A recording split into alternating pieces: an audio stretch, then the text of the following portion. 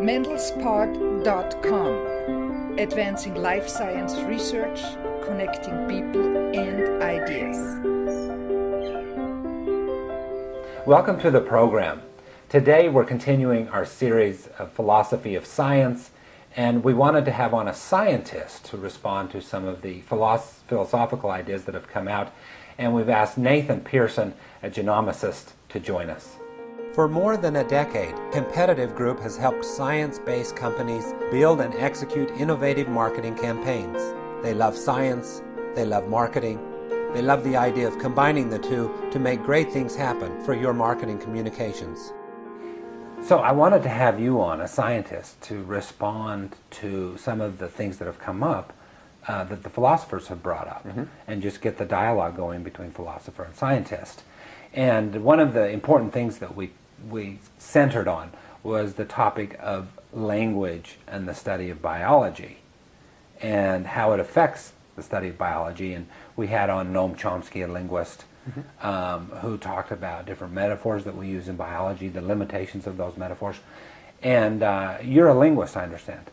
Well, by training. In college, I studied both biology and linguistics. So what led you to do that? I used to say it was so I could talk to plants, but it was more, I think, because when I was a kid, I always tended to ask why questions. Like, I would always think in terms of why, and kind of deep whys. Like, you know, why, if I was given a proximal reason for something, it was always, well, why that? And I think both linguistics and biology in particular, the historical foci and historical linguistics and evolutionary biology, tend to ask those kinds of deep why questions, more so than, say, what questions. There are certainly descriptive facets of biology and descriptive facets of linguistics as well, but a lot of the questions that really interested me in both of those fields were ones that got at the underlying reasons and cause of phenomena that you would see and you could describe maybe mechanistically or just descriptively, but asking why they happen. So let's look at an example of of why questions in biology and why questions in linguistics, and then maybe see if we can get something about, you know, how they influence each other. Okay, well, I mean, linguistics, by the way, is the science of language, right? Yeah, it's it is. a scientific approach. Linguistics is, among the social sciences, from my limited experience and exposure to them, it's among the more systematic of the social sciences. So there is a lot of math in some facets of linguistics that's pretty rigorous, and a lot of careful thinking about systematicity, about how, in Chomsky's case, one of Chomsky's great contributions was to think of language, or to help us think of language, as a process that transforms underlying entities that are really hard to see into the entities of speech and secondarily of text that we can see and detect. And so Chomsky introduced us to this idea of transformational grammar, where underneath the surface of language, there is a very systematic transformation that goes on from mental representations to the physical reality of speech. And that process is regular and studyable, and it is by studying the speech, we can actually infer what those mental representations that are otherwise obscured look like. Sort of core building blocks, I guess. Yeah, and build into the biology of the brain. That's right. And there's also the idea there that this is why languages have certain words in common, because, I mean, that would be a validation of that. Well, there's right? a couple reasons, a couple thoughts about that. But take first things first here. So on the sort of linguistic module idea that there were inborn adaptations in human brains that really differed from those of other animals that were ready for language. So like a human baby is like a sponge ready to soak up language and infer the rules of grammar that are driving the speech that baby hears. That was one of Chomsky's strong ideas. As far as I know, we haven't yet found strong evidence for that kind of discrete underpinning in the human brain for language. There are some hints that particular parts of our brains help a lot with speech. There are even some hints that particular genes play roles in speech in crucial ways that may distinguish us and maybe some of the other animals out there who tend to use vocal communication or other kinds of complex communication. that some of those genes may play key roles. So FOXP1 is one of the ones that got a lot of attention. That said, I think that there's also a resonance at the level of metaphor, where Chomsky talked about transformational grammar from these underlying representations to what we see in speech. And in biology, we have, especially genetics, we have the fundamental dogma, which is that there is, that say a genome is like a text that encodes a lot of the instructions for how to make and run an organism. And that text is interpreted through the process of transcribing and then translating the messages encoded in that genome. The RNA, the transcription. Yep. So if you think of a genome as basically like a really wordy cookbook for proteins, the recipes for each protein are transcribed at certain times and places to make some of that protein, or a particular form of that protein. And that protein then does a lot of the building and the running of the organism. Mm-hmm. So you see a certain language there in biology. Well, in basic primitive biology. You see it built in, so there's all kinds of resonances between language and biology that we could point to at this metaphorical level. So take, for example, we speak of homology in biology, and homology is the common origin between structures that we see. Those could be genome structures. So we could speak of two genes being orthologous, meaning that they are the same, they trace to the same common ancestral gene in a common ancestor in a way that does not just reflect the copying of one gene to make two copies. And we'll talk more about that. But the very word homology means same word. Yeah. Right?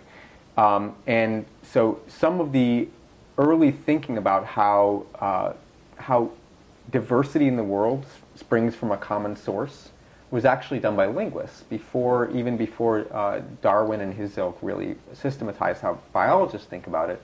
You had William Jones looking at Sanskrit and Italian and other languages that shared common ancestry. Indo-European. Right, that's right.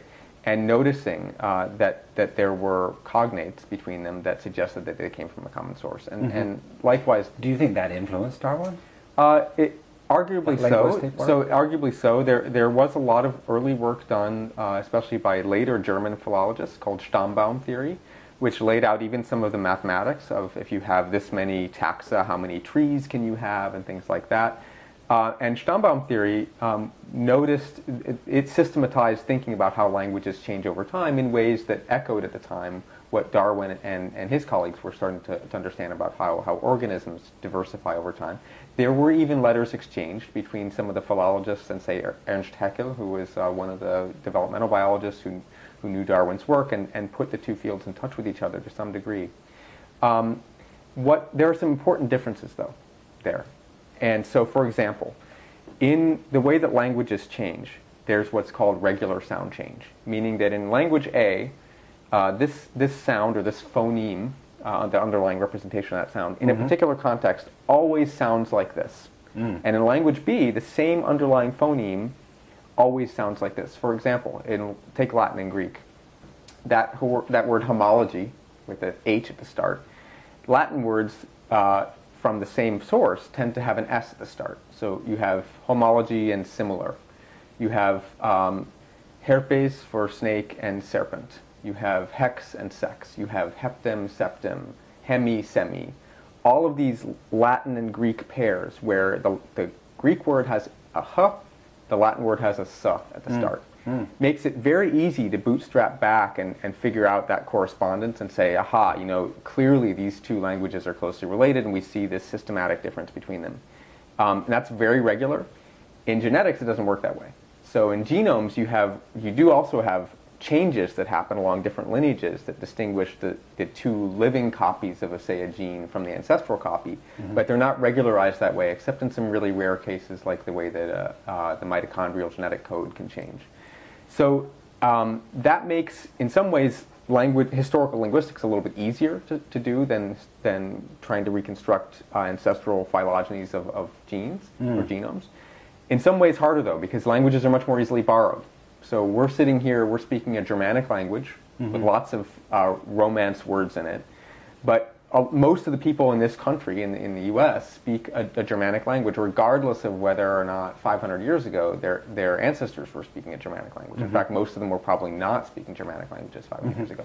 In the language side, we have dictionaries, like the Oxford English Dictionary, and these folks who sort of sit there and they're the guardians of language, you could say. They think and they they are. slowly allow, okay, they slowly allow, terms like email and these new internet terms to come in. And Yeah. So is there an editor of biology? I mean, there's mechanisms in there which make sure that the genome doesn't mutate too much. Well, natural selection is an ultimate arbiter of how the text can change. But there's a lot of discussion in evolutionary genomics about what the other factors are, what drives the changes in the first place, and then what allows them or does not allow them to spread. So genetic drift is a key part of that picture as well, and that's sort of the luck of the draw, that not everything is clearly subject to strong selection in a way that lets us point to an editor. And I think this is a great question, but there also is no one editor. There are many, many uses for any given part of the text of a genome, and a change in spelling may be useful in some way and may be harmful in another way. Conditionally, it may vary, and so I think just like in the world of speech, where you might have these, the national board that tries to control how a language changes, they're not really in control. Yeah. And it's much more of maybe a Ouija board process, where there are a lot of factors that are sort of determining how a language changes or how a genome changes. That's put very loosely. I don't think there's no master editor. So here's my core question, I think, and that is, in your studies, have you felt like the language of biology has limited us? Yes. Scientifically? Yes. Well, not just by the certain metaphors. For instance, we talk about the genome. Yeah. I mean, Singular. what is the genome? And that kind of thing.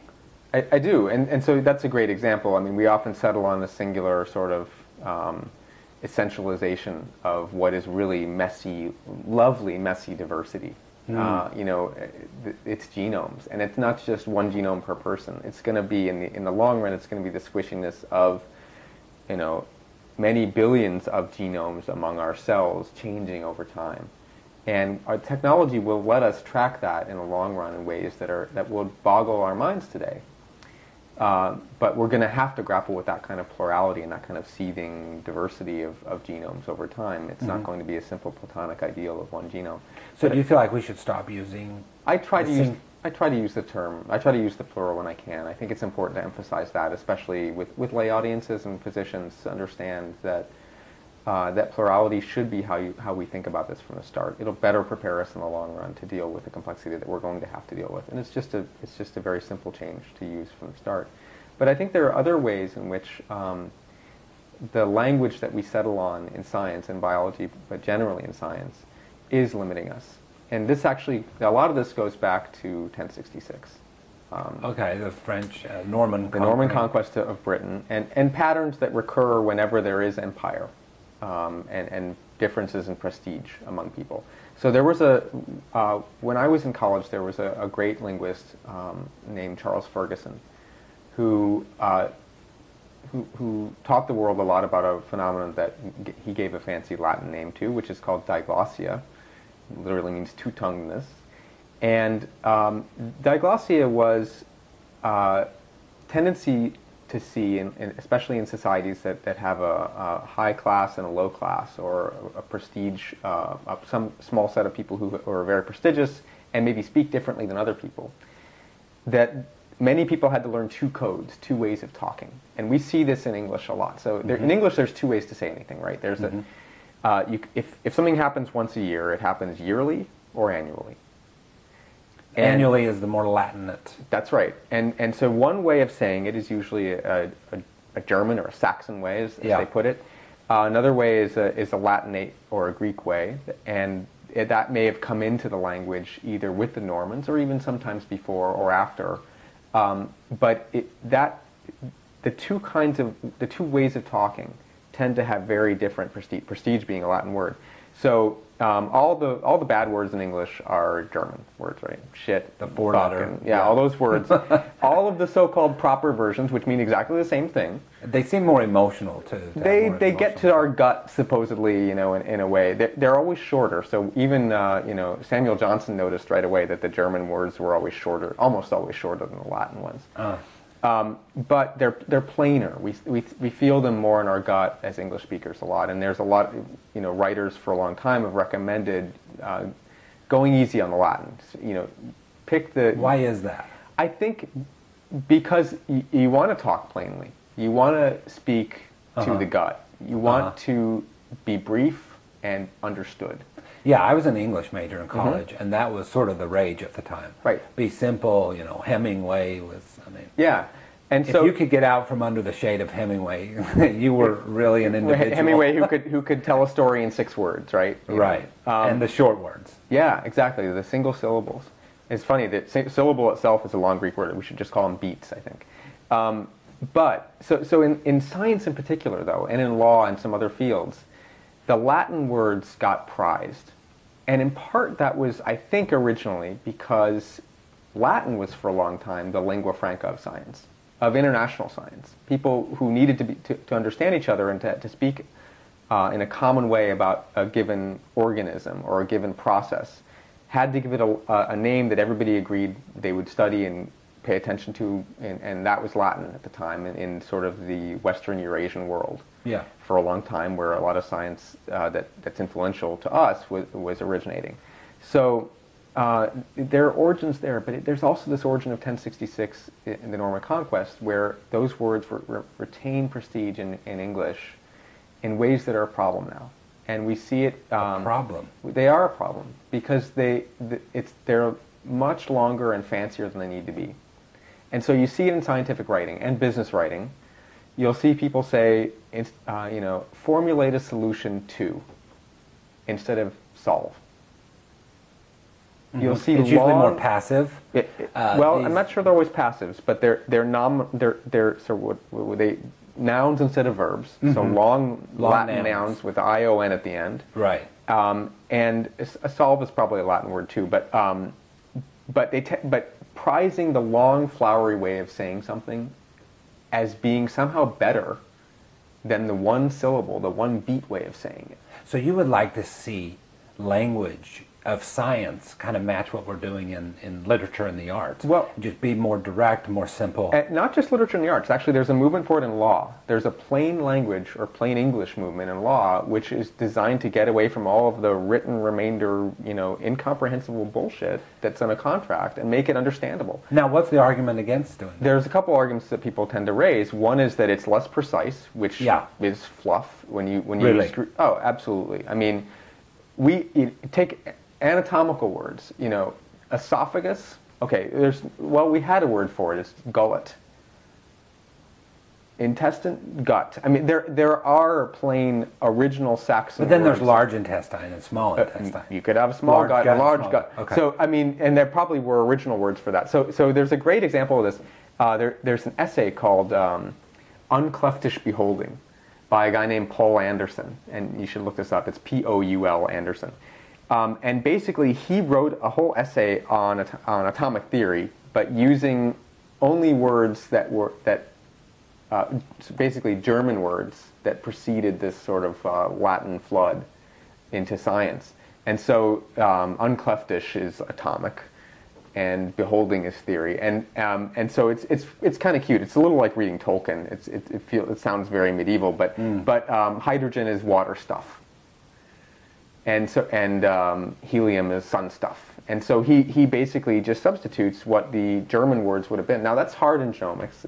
We don't really have... Hard in genomics. Yeah.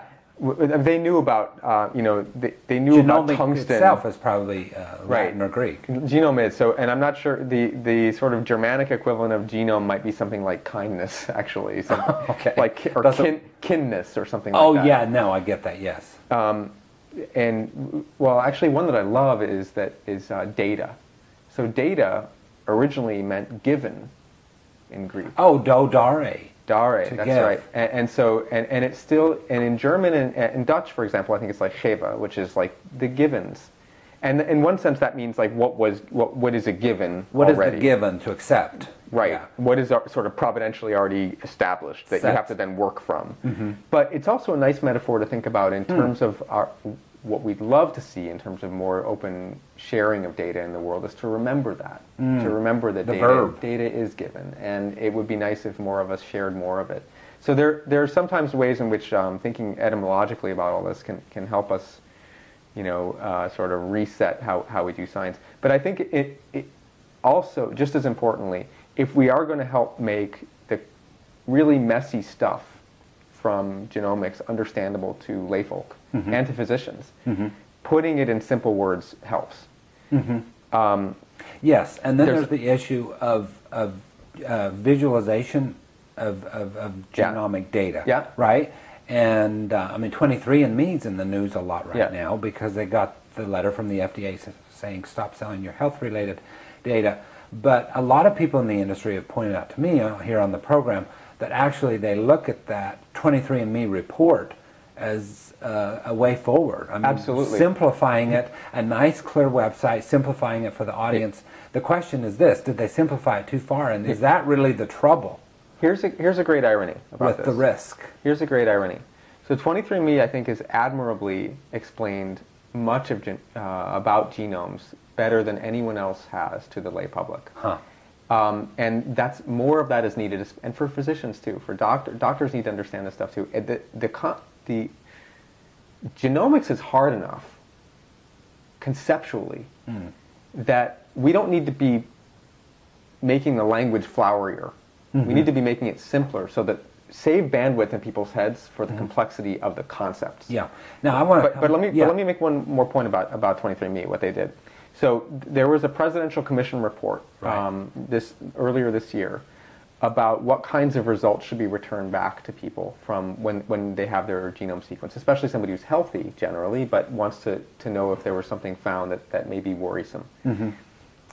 That report used the word variant, mutation, other kinds of quasi-synonyms about 30 times.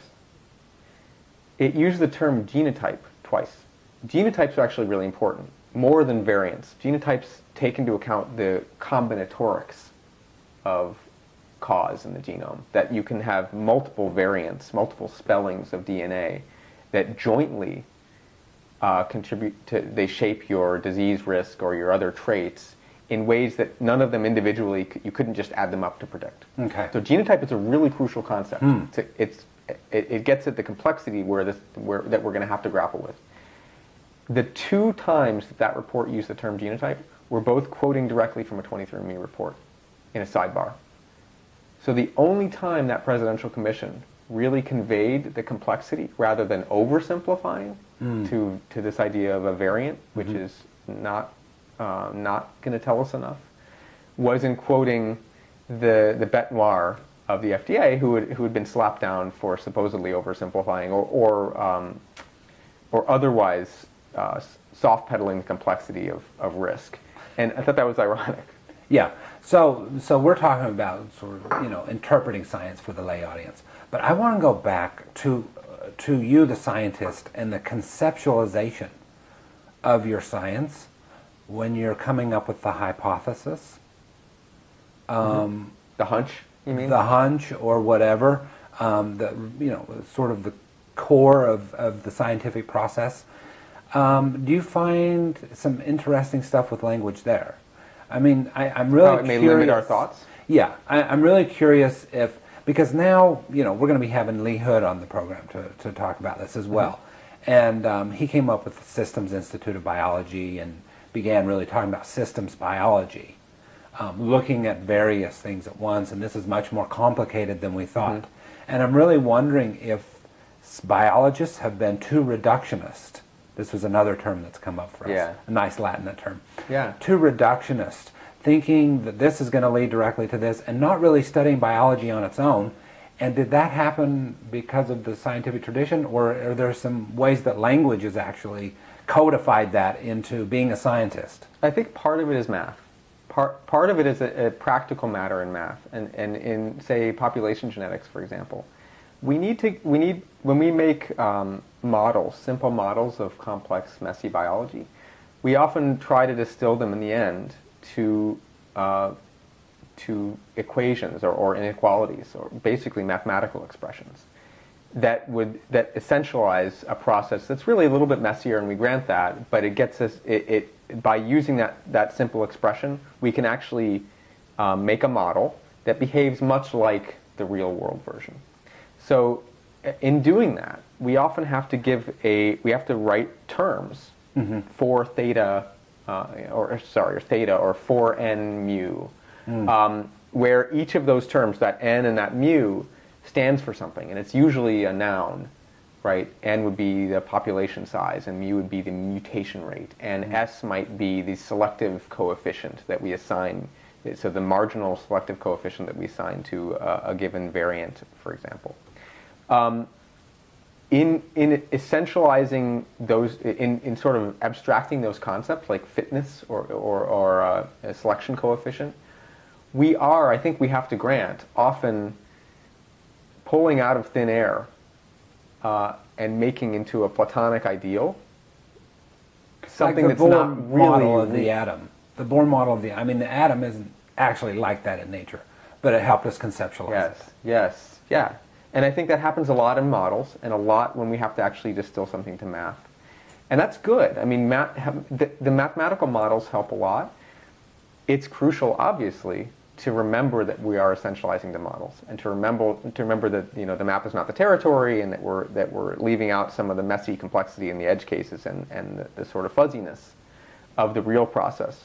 And we do often get caught up in the beautiful crystal expression and forget that. And that may be just a pitfall of doing science, and not just in biology or genomics, but more broadly. I mean, sometimes it's there, like you mentioned the central dogma that Francis Crick wrote about. Yeah. And that's a nice, tidy little equation, right? Well, I'm not sure there's an equation there, but there or model or package. Yeah, it's a model, and it's subverted in some cases. Prions subvert it. So prions are like vampire proteins. They go around and they find a fairly similar protein, and they sort of convert it to be their own type, their own version of that protein, and they can do so without going back through the genomic state that usually encodes how a protein ends up looking. Now, you still need genomes for that longer term, but there are ways in which the fundamental dogma breaks down in some cases, or in some limited settings. And so, yes, that is a good example of a dogma that doesn't always hold up under fully under scrutiny. That said, rumors of its death are often exaggerated. We hear lots of stories about so-called, what people call epigenetics, and other ways in which the environment influences what genomes do, that turn out to be the same old understanding of complexity that genomicists have always had. Well, we had this last year. Yeah, we did. There was a paper by a science writer, David Dobbs, yes, saying the death of the selfish gene, the end of the selfish gene. Yeah. And there was quite a bit of backlash. Yeah, and that was unfortunate in the sense that I think it conflated a couple different definitions of gene, and used that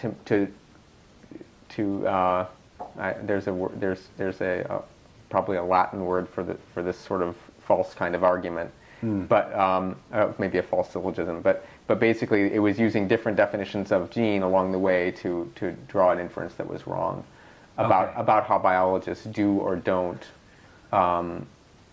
understand the complexity of how the environment shapes the way that a genome shapes an organism.